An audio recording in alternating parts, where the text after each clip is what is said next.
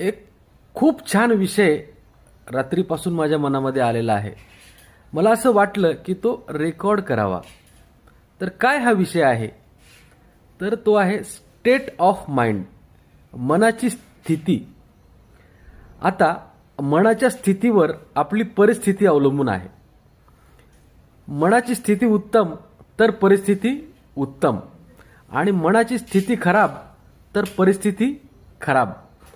हे तुम्ही जर बारकाईने आपल्या मागे जाऊन जर बघितलं आपण, तर हे आपल्या लक्षात येईल की ज्या ज्या वेळी मी आनंदी असेल त्या त्यावेळी सगळी परिस्थिती पण एकदम ओके असेल, एकदम हॅपी असेल. आणि ज्या ज्या वेळी माझी मनस्थिती खराब असेल तर सगळी परिस्थिती पण खराब वाटू लागते. तर मनाची स्थिती आपल्याला कसं चांगली ठेवता येईल, आनंदी ठेवता येईल, याचा आपण विचार करायला पाहिजे आणि चेक केलं पाहिजे आता माझ्या मनाची स्थिती कशी आहे.